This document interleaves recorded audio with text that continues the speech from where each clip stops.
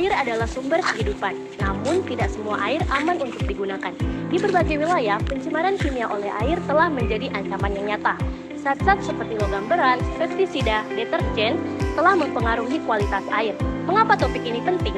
Karena kualitas air bukan hanya dipengaruhi oleh pencemaran lingkungan, tetapi juga bagaimana kesehatan manusia secara langsung.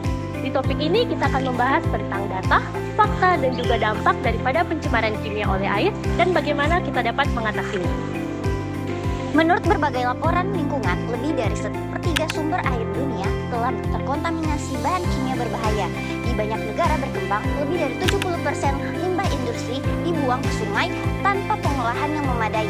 Zat-zat seperti merkuri, timbal, arsen, nitrat, dan berbagai volatil organik compounds dapat bertahan lama di lingkungan dan menumpuk dalam tubuh manusia.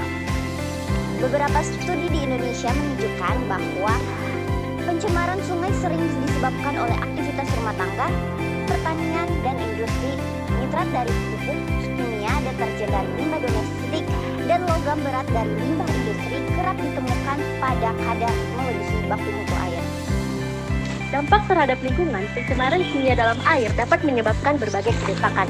Yang pertama, eutrofikasi akibat dari tingginya kadar nitrat dan fosfat yang menyebabkan ledakan alga dan matinya ekosistem air. Yang kedua, bioakumulasi atau biomagnifikasi, di mana logam berat menumpuk di tubuh ikan dan meningkatnya kadar sepanjang rantai makanan.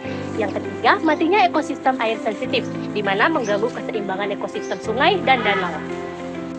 Dampak terhadap kesehatan masyarakat, kontaminasi kimia dalam air berpotensi menyebabkan yang pertama keracunan akut seperti mual, muntah, diare, dan gagal organ. Yang kedua, gangguan perkembangan anak, terutama akibat paparan timbal. Yang ketiga ialah kanker, terutama dari zat organik berbahaya dan pestisida tertentu. Yang keempat, gangguan saraf dan fungsi ginjal akibat logam berat seperti merkuri dan kadmium. Yang kelima, penyakit seperti blue baby syndrome akibat kadar nitrat tinggi pada bayi. Masalah ini sering tidak disadari karena efeknya muncul secara perlahan dan jangka panjang, sehingga masyarakat terus terpapar tanpa mengetahui bahayanya. Indikator pencemaran kimia dalam kualitas air merupakan hal yang penting dan harus diperhatikan, karena ini berhubungan dengan keberlanjutan kesehatan lingkungan dan kesehatan masyarakat. Banyak sumber pencemaran yang dimulai dari aktivitas manusia, mulai dari aktivitas industri hingga aktivitas rumah tangga. Dan dampaknya tidak hanya merusak lingkungan, tetapi juga merusak ekosistem dan kesehatan masyarakat.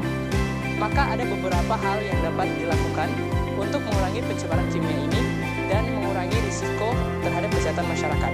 Beberapa rekomendasi yang dapat dilakukan, yang pertama adalah meningkatkan pengawasan dan pengolahan limbah industri sebelum dibuang ke lingkungan.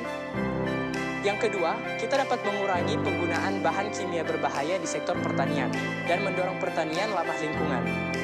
Yang ketiga, dengan mengedukasi masyarakat tentang penggunaan deterjen ramah lingkungan dan pembuangan limbah rumah tangga yang benar. Yang keempat, kita dapat memperluas pemantauan kualitas air di tingkat pemerintah maupun masyarakat.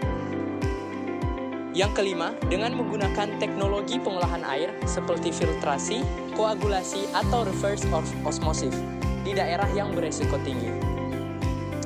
Dengan memahami dan menjaga kualitas air, kita tidak hanya melindungi lingkungan, tetapi juga masa depan generasi mendatang.